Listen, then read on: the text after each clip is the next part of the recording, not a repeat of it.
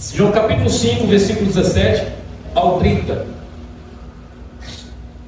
Então vamos lá? Você pode ler comigo? Jesus lhe disse: o meu Pai trabalha até agora e eu também trabalho. Por essa razão os judeus queriam matá-lo ainda mais, pois não somente violava o sábado, mas também dizia que Deus era o seu próprio Pai e assim se fazia igual a Deus. Jesus lhes deu essa resposta: em verdade lhes digo que o Filho não pode fazer nada de si mesmo, só pode fazer o que vê o Pai fazer, porque o que o Pai faz, o Filho também faz. Pois o Pai ama o Filho e lhe mostra tudo o que faz. Sim, para a admiração de vocês, Ele lhe mostrará obras ainda maiores do que estas. Porque da mesma forma que o Pai ressuscita os mortos e lhes dá vida, o Filho também dá vida a quem Ele quer. Além disso, o Pai não julga ninguém, mas delegou todo o julgamento ao Filho, para que todos honrem o Filho como o Pai, como honra o Pai. Aquele que não honra o Filho não honra também o Pai que o enviou. Em verdade lhes digo que quem ouve a minha palavra e crê naquele que me enviou, tem a vida eterna e não será condenado, mas já passou da morte para a vida. Em verdade lhes digo, novamente, em verdade vos digo que está chegando a hora, e já chegou, em que os mortos ouvirão a voz do Filho de Deus, e aqueles que ouvirem viverão. Pois da mesma forma que o Pai tem vida em si mesmo, Ele concedeu ao Filho ter vida em si mesmo, e deu-lhe autoridade para julgar, porque é o Filho do homem. Não fiquem admirados com isso, pois está chegando a hora em que todos que estiverem nos túmulos ouvirão a sua voz, e sairão, e os que fizeram o bem ressuscitarão para a vida, e os que fizeram o mal ressuscitarão para serem condenados. Por mim mesmo nada posso fazer, eu julgo apenas conforme ouço, e o meu julgamento é justo, pois não desejo agradar a mim mesmo, mas aquele que me enviou, que é o Pai. Amém? Se nós perguntarmos para todos os brasileiros, todos saberão o que foi a Operação Lava Jato. A Operação Lava Jato é um nome dado a uma investigação em março de 2014 pela Polícia Federal do Brasil, com cumprimento de uma centena de mandatos, busca de apreensão, prisões temporárias, preventivas, condução coercitivas, tendo como objetivo apurar um esquema de lavagem de dinheiro, chama Lava Jato por causa disso mesmo. Havia um espaço em cima de um posto de gasolina, onde a corrupção, todo o dinheiro passava naquele lugar para ser distribuído nas empreiteiras. E havia ali suspeito de movimentar 10 bilhões de reais, dinheiro público, para propina e para as demais coisas. Foi considerado uma grande investigação. Estavam sendo investigados na época vários empreiteiros, empresas, pessoas e 47 políticos suspeitos de envolvimento na Petrobras. Na lista estavam congressistas, senadores, deputados envolvidos com todos aquele processo da Lava Jato. Pessoas de vários partidos que muitas vezes são ídolos das pessoas, mas que foram presas, mas de repente muitas delas são inocentadas, sem ser comprovada a inocência, são libertadas. E muitos desses a gente pergunta: será que o processo é válido, justifica para culpá-los? Será que o processo que anulou hoje, através de um juiz, na época foi um juiz chamado Sérgio Moro, hoje ele é senador, havia uma corrupção tão grande que envolveu até uma igreja evangélica em Campinas, São Paulo, com mais de 5 milhões de propina a um deputado, comprovado com fatos. As empresas se declararam culpadas, fizeram um acordo com o Ministério Público, com o Estado, com a União, para pagar uma multa por causa da corrupção. Nos Estados Unidos ainda pagam essa multa, outros países condenaram essas mesmas empresas. Outros juízes, a partir dos últimos anos, que nós temos visto eles abonaram multas de quase 4 bilhões ou mais dessas empresas. Simplesmente deletaram as multas delas por um erro de vírgulas em alguns processos, erros não sei das quantas, sabendo que as empresas declararam que elas foram corruptas. Outros juízes vieram e anularam essas multas. Abonaram também as condenações de políticos. Alguns políticos, não, vocês não deveriam julgá-lo, leva eles para outro lugar, mas agora vamos encerrar o processo. Nunca provou que aquele político é realmente inocente, simplesmente abonaram a sua condenação. Empresários, tudo por uma decisão de juiz. O juiz entra, traz uma condenação com todas as provas, outro juiz entra e decide abonar todos esses processos. A palavra juiz, ela vem do latim, aquele que julga, direito de lei e exercer e dizer. É um cidadão investido de autoridade pública, com poder para exercer uma atividade jurisdicional, julgando os conflitos de interesse submetidos. Baseado nesse fato, que é um dos fatos mais correntes do Brasil, onde há essa condenação e abono desses vários momentos de corrupção no nosso país. Eu peço que você ore pelo Brasil. O Brasil é um país terrível em relação à corrupção. Há um demônio chamado corrupção no Brasil, que destrói a nossa nação, destrói os recursos financeiros da nossa nação em todos os momentos.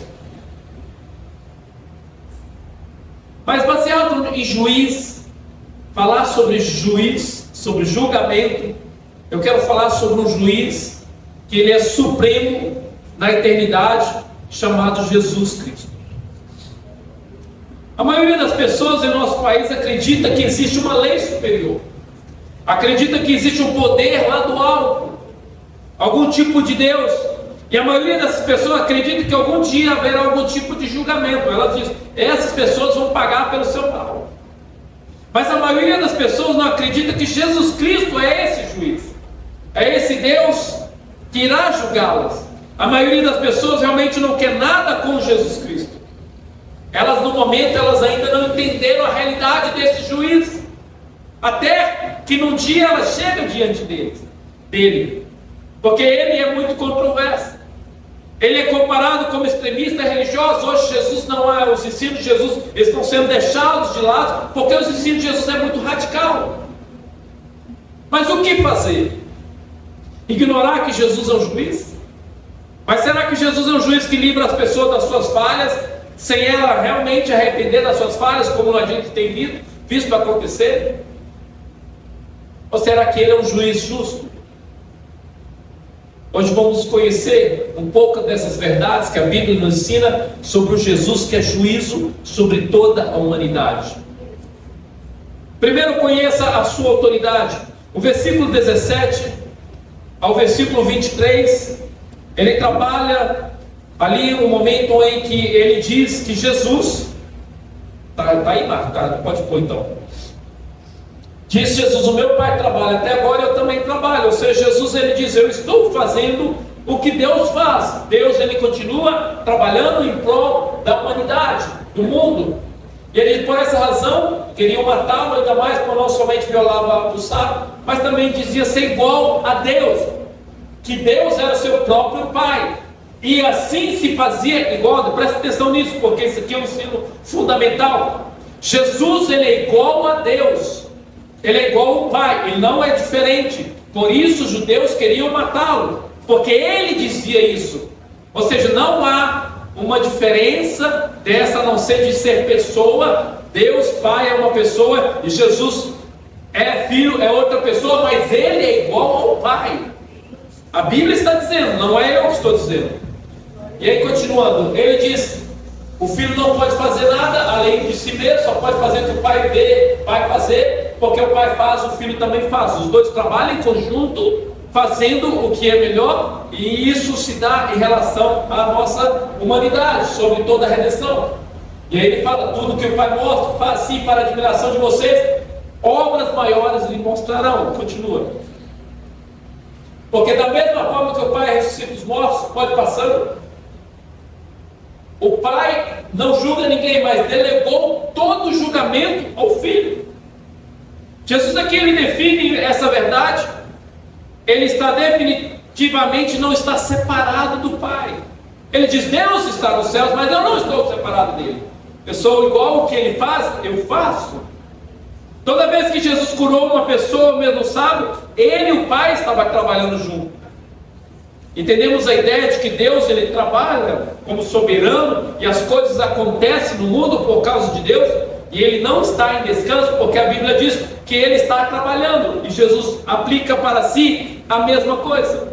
E o versículo 21 novamente tem uma palavra pois, introduzindo um exemplo de uma principal verdade articulada, tanto no versículo 19 e 20, que o Filho faz tudo o que o Pai faz. Graça à perfeita manifestação entre o Pai e o Filho. O que o Pai faz, o Filho faz. E que nenhum lugar é mais perfeito do que esses dois trabalhando para a redenção, para o propósito eterno. Porém, há três chaves. Quando você estuda a Bíblia, há três chaves de autoridades que permaneciam na mão de Deus. Uma delas era a chave da chuva. Ninguém faz chover. E a Bíblia diz em Deuteronômio 28:12 que Deus tem essa autoridade e essa autonomia de fazer a chuva acontecer, fazer a chuva parar. Essa autoridade de Deus, Senhor, abrirá os céus, depósito tesouro para que enviar a chuva à sua terra no devido tempo para abençoar todo o trabalho das suas mãos. Essa é a autoridade de Deus. De repente Jesus está no barco com seus discípulos, começa uma tempestade, ele está dormindo, ele os acorda, ele levanta e para a chuva. Espera aí, se Deus tem o domínio sobre a chuva, por que Jesus tem o domínio sobre a chuva? Porque ele é Deus. Uma segunda coisa é que Deus tem a chave do útero, ou seja, a vida é dada por Deus. A vida é dada por Deus. Por isso que nós somos contra o aborto desde a fecundação, porque acreditamos que na fecundação Deus deu a vida. Ele deu outro ser. Por ele ser esse autor, como diz em Gênesis 30 e 22, a chave do útero está sobre as suas mãos, é ele que gera a vida. E a chave da ressurreição dos mortos, Ezequiel 37:13, mostra que somente Jesus pode ressuscitar as pessoas. Somente Deus, no Antigo Testamento, Ezequiel 37:13, fala que somente ele poderia ressuscitar as pessoas. Quando eu abrir os seus túmulos e o fizer sair em vocês, meu povo saberão que eu sou o seu Deus. De repente vem Jesus caminhando na terra e ele para um esquife, para um túmulo, para um funeral, para um momento de luto e manda o rapaz levantar. De repente ele vai visitar o seu amigo Lázaro, que já estava morto 4 dias, e de repente ele faz naquele momento que Lázaro sai com vida. Então você vê que o Pai e o Filho são um, em autoridade, em autonomia. E olha que Jesus ele não usa outro nome, ele fala por ele mesmo. Mas nós, quando oramos, agora falamos pelo nome de Jesus, para que os milagres aconteçam. Mas Jesus agia por si mesmo. Então vemos a igualdade de Jesus com o poder do Pai e com os atributos do Pai, que é Deus. Deus é conhecido há muito tempo como o juiz da terra. Vamos ler Gênesis 18 e 25.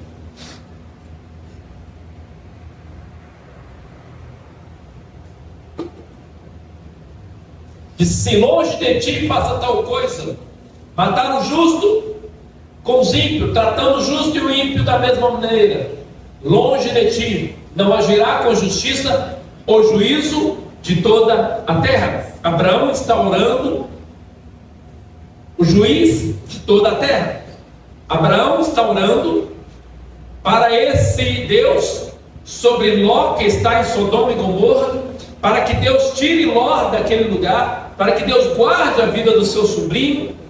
E aí Abraão diz: o Senhor vai matar a Ló, o justo Ló que está naquele lugar? O Senhor é o juiz, o Senhor é o juiz de toda a terra. De repente Deus agora, em João, ele confia todo o julgamento ao Filho. O versículo 21 foi bem claro. Agora Deus passa para Jesus o juízo de todas as pessoas, para ser juiz. entender um pouco. No nosso país, a Justiça Federal é composta por tribunais regionais, juízes federais, e de sua competência julgar ações em que a União, as empresas públicas foram interessadas. Existe o juiz federal, comum, especializado, Justiça do Trabalho, Justiça Eleitoral e a militar. E existe o nosso Supremo, que é o Supremo Juiz Federal, são os Supremos, o STF, Supremo Tribunal Federal, onde os juízes são eleitos pelos senadores, em que esses juízes que estão ali, eles estão debaixo do julgamento de que podem elegê-los e decompô-los do Senado Federal. Ou seja, esses juízes, eles dependem do Senado para manter o seu mandato. E eles estão ali, mas o Senado que define se vai fazer um impeachment deles ou não. O Senado às vezes não faz porque alguma coisa está errada. Mas quem define o poder desses juízes é o Senado, tanto para elegê-los como para decompô-los. Entendendo isso, eles recebem autonomia e autoridade de serem juiz federal, e as leis são estabelecidas no Brasil. E as leis não são estabelecidas, as leis são estabelecidas pelas câmaras, mas eles põem as leis em andamento como julgamento para a vida das pessoas. Aqui o pai, ele dá essa autoridade para o filho. Aqui o pai, ele dá autoridade que agora todas as pessoas estarão diante de Jesus. Aí você pergunta, mas quais são as leis? As leis é que a Escritura nos mostra quais são.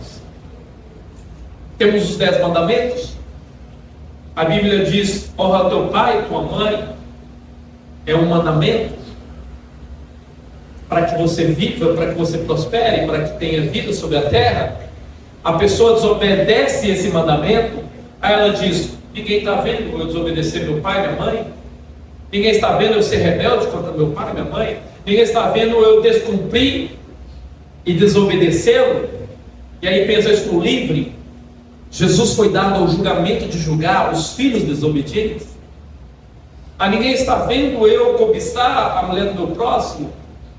Jesus, ele vai ser o juízo supremo sobre essa. Então as leis existem, e os juízes do Brasil, eles vêm para que as leis sejam cumpridas, não para criar leis, porque as leis são criadas por outro órgão, que seria a Câmara de Deputados Federais, e o Senado aprovando, e também o presidente aprovando. O juiz, ele só vem para manter a lei e dizer: você cumpriu, você não cumpriu. Diante de Deus já temos as leis escritas para nós. Agora é dado a Jesus o poder de julgamento das pessoas. Ou seja, Deus agora, que é o juiz de toda a terra, como Abraão disse, está dando ao filho a autonomia para ser esse juiz supremo. Devido a essa autoridade, todas as pessoas vão comparecer perante Jesus no dia do julgamento. Por exemplo, dos piores crimes cometidos contra a humanidade, todos vão saber quem é Adolf Hitler. Adolf Hitler é aquele que matou milhões de judeus, milhões de pessoas. Adolf Hitler é aquele que pegava as pessoas e punha em câmaras de gás e ligava e matava elas. É aquele que deu autonomia para os médicos que estudavam medicina a pegar judeus, a pegar pessoas que eles não consideravam da raça eleita, raça única, que é a raça alemã pura, e levavam para fazer exames dessas pessoas e cortavam elas e faziam exames para saber como funcionava o órgão dela, quanto tempo sobreviviam os órgãos. A medicina hoje é graças a esse terror. O que acontece mais? Adolf Hitler é aquele que matava crianças. Adolf Hitler tinha vários soldados e, para economizar bala, punham as pessoas em fileira e davam um tiro na cabeça para que morresse mais gente, para não acabar com balas. Aí Adolf Hitler morre. Para onde que ele vai? Vai diante de Jesus. O juiz vai julgá-lo. Jesus vai julgá-lo. Jesus vai julgar Adolf Hitler, ou vai julgar alguém que é um adúltero aqui, que ninguém sabe que ele tem uma amante e morre? É casado, mas de repente tem uma outra amante, E de repente, num acidente de moto ele morre. Vai estar diante de Jesus também. Todos estarão diante de Jesus. Não haverá mudança de local de encontro. Haverá um julgamento eterno. Não haverá demissões, processos conclusivos. O Brasil é assim. O Brasil é o lugar mais terrível para ter processo. Porque o processo ele vai num lugar, de repente vai lá e o processo vai para outra instância, tem processo que tem mais de 40 anos no Brasil. Quando o cara vai preso, ele já não pode ser mais preso porque existe uma lei de 70 anos acima que não pode ser mais preso. Mas no mundo é assim, mas lá nos céus não será. Não haverá um pedido de um juiz diferente. Não quero ser julgado por Jesus. Haverá um julgamento diante de Jesus. E isso a gente deve pensar. O motivo de Jesus ser o juiz revelado agora é o versículo 23. Para que todos honrem o Filho como honra o Pai. O motivo é esse, no versículo 23. Para que todos honrem o Filho. Hoje você prega o nome de Jesus, as pessoas desprezam, para que todos honrem o Filho como honra o Pai. Hoje você prega Jesus, as pessoas desprezam. Quando chegar diante de Deus na vida eterna, elas vão honrar o nome dele, porque ele vai ser o juiz. E a parte B diz assim: aquele que não honra o Filho, não honra também o Pai. Aquele que não honra o Filho, não honra o Pai. Ou seja, aquele que não dará ao Filho a essa autonomia de ser quem ele é, também não honra o Pai. Isso só pode acontecer no pensamento de que Jesus tem o mesmo patamar de Deus, Pai. Ou seja, ele não é diferente. Essa honra é dada na mesma igualdade. Não há uma diferença. Não há uma diferença que você honre a Deus Pai acima de Jesus. Você não honra a Deus Pai acima de Jesus. Você honra Jesus e Deus na mesma medida. É isso que o texto diz. E quem diz ao contrário está querendo tirar Jesus, rebaixar Jesus. E há muitas religiões que rebaixam a Jesus. Diz que ele não é igual ao Pai. Que ele não é igual ao Pai. Mas a Bíblia está dizendo: aquele que não honra o Filho também não honra o Pai. Os cristãos sabemos sobre o nosso juiz. O importante é que nós cristãos, quando sabemos sobre quem é esse juiz, sabemos no dia do julgamento, aquele grande dia, sabendo da sua autoridade, isso tira a preocupação de quem é cristão. Que vai acontecer naquele dia, por quê? Porque nós esperamos um julgamento, mas estamos diante de Deus com a mente, coração puro pelo Espírito Santo. Esses dias eu acompanhei uma rede social que ela mostra pessoas que foram julgadas incorretamente, refazeram os seus julgamentos. E numa dessas entrevistas, uma esposa esperou o marido 12 anos sair da cadeia. E aí na frente, assim, os jornais, vendo os erros dos policiais e da investigação, ela olhou assim nos olhos dele: eu nunca deixei de crer que o meu marido é inocente. Eu sabia que não era ele. Porque hoje faz 20 não sei quantos anos de casado, eu nunca deixei de crer que ele é inocente.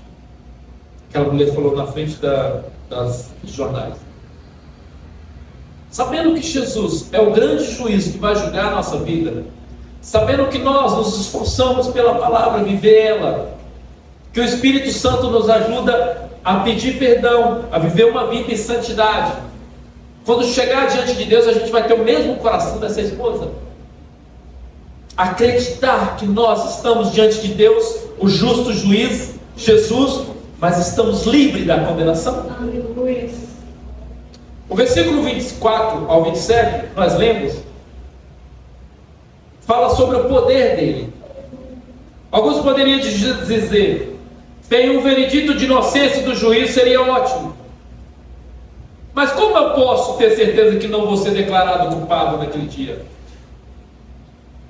Essa pergunta nos leva ao poder de Jesus como juiz. Não só a nossa lição do Evangelho nos permite conhecer a autoridade dele, como juiz para julgar as pessoas, mas também temos a consciência de que ele nos prepara para esse grande dia. Pois assim como o Pai ressuscita os mortos e lhes dá vida, Jesus também dará vida, e essa vida é a vida eterna. Nosso juiz, que é Jesus, tem o poder de trazer as pessoas à vida. Ele pode fazer uma pessoa espiritualmente viver. E naquele grande dia, há uma grande pergunta: como que vai acontecer? Apocalipse diz que as pessoas tornarão a ter vida e estarão diante de Deus, no julgamento, diante de Jesus, e serão julgadas.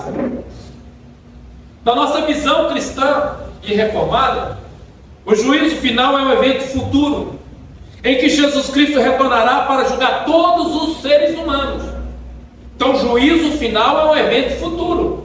Todos serão julgados, vivos e mortos, com base em suas obras e na fé em Cristo Jesus. E se esse julgamento será justo, definitivo, estabelecendo a separação entre salvos e condenados. Os salvos, que são aqueles que foram justificados pela fé em Jesus, entrarão na vida eterna, na presença de Deus, enquanto os condenados que rejeitam a graça de Deus serão lançados no lago de fogo, que é a segunda morte. Vamos ler Apocalipse 20, versículo 11 e 15, que é a confirmação do que a Escritura fala sobre isso.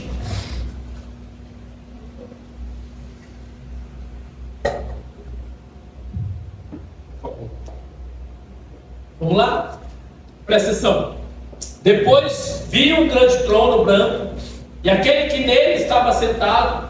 A terra e o céu fugiram da sua presença, não se encontrou lugar para eles. Vi também os mortos, grandes e pequenos, em pé diante do trono, e livros foram abertos. Outro livro foi aberto, o livro da vida. Os mortos foram julgados de acordo com o que tinham feito, segundo o que estava escrito nos livros. Ou seja, toda ação que nós praticamos nessa terra é escrita no céu para trazer um julgamento diante de Deus. O mar entregou os mortos que nele havia, e a morte e o Hades entregaram os mortos que neles haviam, e cada um foi julgado de acordo com o que tinha feito. Ou seja, todos que morreram onde eles morreram, na água, na terra, aonde eles estiverem, eles são levantados diante de Jesus. Então a morte e o Hades foram lançados no lago de fogo. O lago de fogo é a segunda morte. Aqueles cujo nome não foram encontrados escrito no livro da vida foram lançados no lago de fogo. Haverá um juízo, e haverá uma condenação, ou haverá uma salvação. Novamente, aqueles que estão espiritualmente mortos e sem a verdadeira fé em Deus vai ser condenado ao castigo eterno. Mas aqueles que estão espiritualmente vivos serão dados à vida eterna. O juízo final reafirma a soberania de Deus. Lembra de Hitler? De toda a sua maldade? O juízo de Deus mostra a sua soberania e a sua justiça, a santidade da sua justiça e a necessidade da fé em Cristo para a salvação. Só vai entrar nos céus aquele que crê em Jesus. Assim, não só o dia do julgamento está nas mãos de Jesus, como a vida espiritual, a vida eterna, necessária para viver eternamente com Deus, também está. Porque ele diz: eu sou o caminho, a verdade e a vida. Ninguém vai ao Pai. O Pai, ele está dizendo eternidade. Ele está dizendo morar eternamente com Deus. Ninguém vai ao Pai senão por mim. Então, diante de nós está esse julgamento. Creia os seres humanos ou não, creia quem estiver vendo ou não, creia quem estiver for pregado ou não. Não adianta, a pessoa pode dizer: eu não acredito nisso, e viver uma vida do jeito que ela quer viver. Mas o julgamento vai acontecer.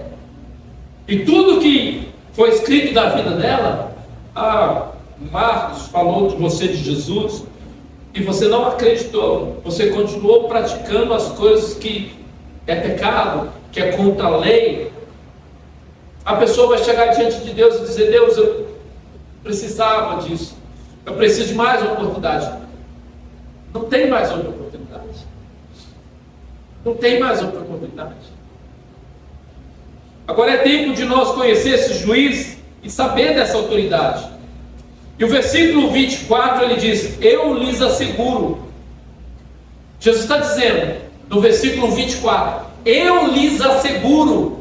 Ou seja, o juiz no versículo 24 diz com certeza de que, verdade, eu lhes digo, eu lhes asseguro, quem ouve a minha palavra e crê naquele que me enviou tem a vida eterna, não será condenado, mas já passou da morte para a vida. O juiz está assegurando que aquele que crê na palavra dele já sai da condenação para a vida eterna. O juiz está afirmando que quem crê na palavra dele sai da condenação para a vida eterna. Isso é o nosso ponto de salvação. Esse é o nosso caminho de salvação. Esse é o caminho de salvação para todos que querem crer. Ah, mas eu não acredito nisso. O problema é seu. A lei está escrita aqui na Bíblia. No final da vida a gente vai saber. Quando Jesus foi ao tanque de Betesda, com a sua palavra ele trouxe vida para aquele homem. Ele trouxe restauração. Aquele que ouve e crê. Nem é necessário para o crente esperar o último dia. Não é necessário você dizer: quando eu morrer vai acontecer a vida eterna, quando eu morrer eu vou ser julgado para a vida eterna. Não, ele está dizendo hoje. Se você crê hoje, agora, em Jesus, hoje você tem a vida eterna. Aquele que crê na minha palavra hoje tem a vida eterna.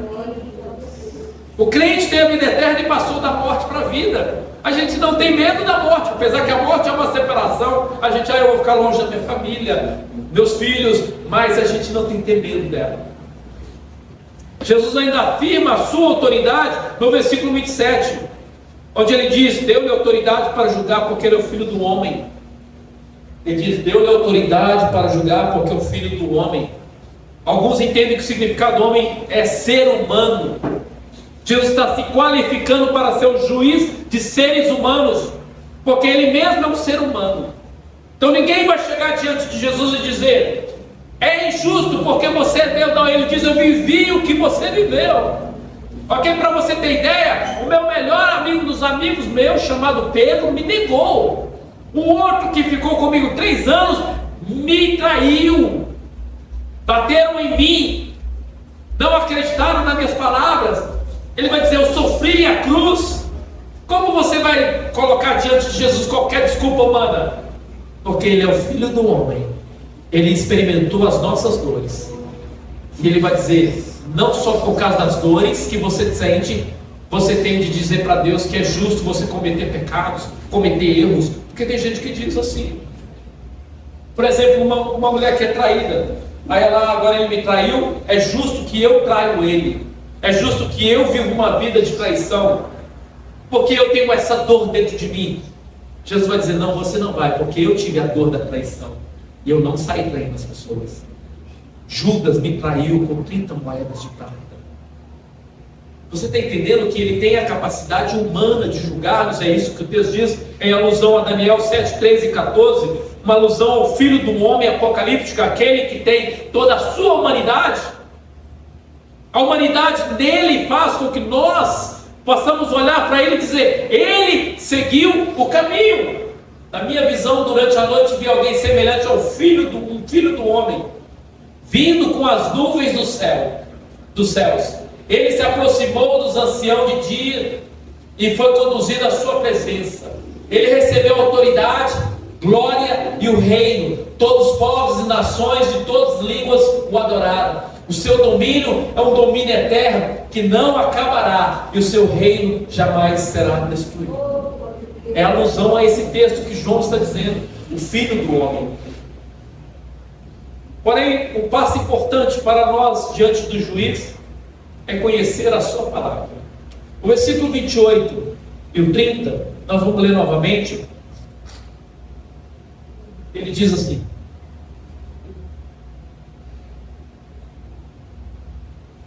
não fiquem admirados com isso, pois está chegando a hora em que todos que estiverem no túmulo ouvirão a sua voz. e sairão, e os que fizeram o bem ressuscitarão para a vida, e os que fizeram o mal ressuscitarão para serem condenados. O 30.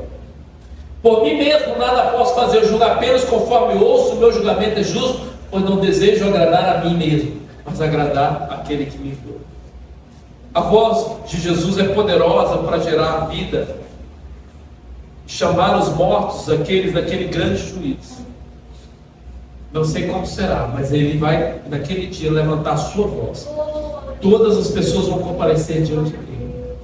Uma vez que sabemos dessa autoridade, poder do nosso juiz, precisamos saber que ele tem um dia, o que ele tem a dizer sobre aquele dia. O que Jesus vai dizer? Quando você vai tirar a carteira de motorista, você recebe uma cartilha para estudar as leis, de todas as leis da autoescola. Essas leis, elas te direcionam de como você deve conduzir o seu carro ou a sua moto. Essas leis dizem: você não pode passar o sinal vermelho. Essas leis dizem: você não pode passar o sinal de pare. Essas leis te conduzem.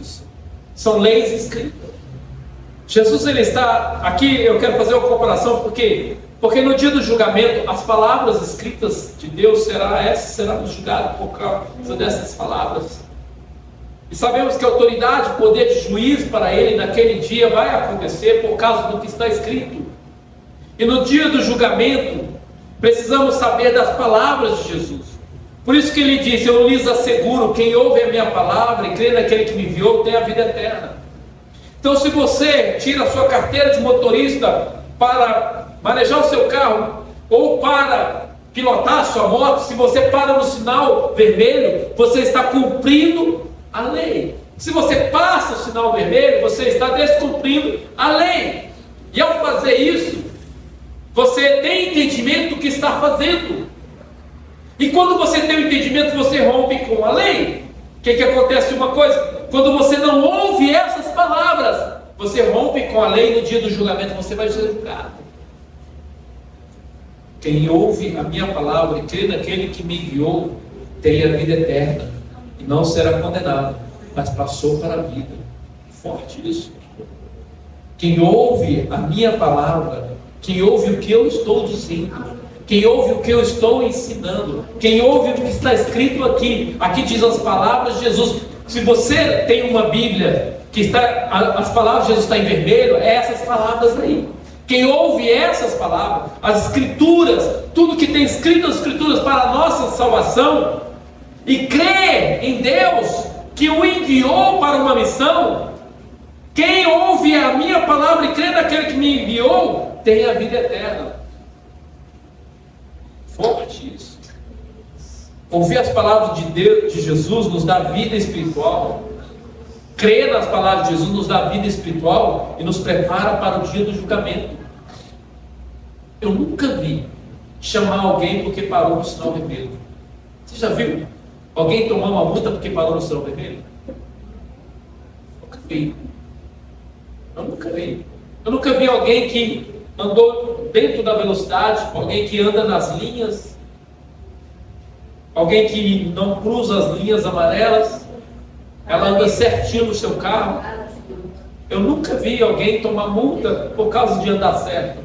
No dia do juiz de Deus, você acha que nós cumprimos a palavra de Deus, pelo poder do Espírito Santo em nós, é Ele que nos capacita, nós cremos na palavra de Deus, como será o julgamento?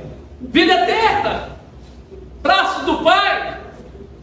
Ouvir as palavras de Jesus nos dá essa vida eterna, vida espiritual. Eles criam, elas criam a fé em nós, a palavra. Por isso que eu estou dizendo, irmão, vamos ler a Bíblia, desafio do Novo Testamento, porque essa palavra vai criar fé em nós, para que nós acreditamos que possamos pessoalmente ser declarados inocentes em vez de culpados. Quando lemos a palavra de Deus, chegamos diante de Deus, cumprindo ela pelo poder do Espírito Santo como pessoas inocentes, pelo poder de Deus, pela justificação que aconteceu em nós, somos inocentes. Então é claro que devemos continuamente nos preparar para esse dia, estudando a palavra de Deus, vivendo a palavra de Deus, cumprindo e crendo nele continuamente. Quero terminar com duas ilustrações.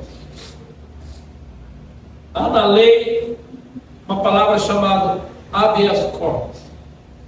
Habeas corpus significa que tenhas o teu corpo. É uma expressão originária do latim. Habeas corpus é uma medida jurídica para proteger indivíduos que estão tendo sua liberdade infringida.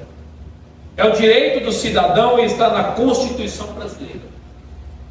O cidadão não pode perder a sua liberdade por erro de judiciário, por erro de lei. Parou no sinal vermelho, mas foi preso. Ele não está infringindo a liberdade dele de ser. Só que no Brasil há muitos arquivos que estão pendentes hoje, e muitas prisões não foram realizadas por pretexto do habeas corpus.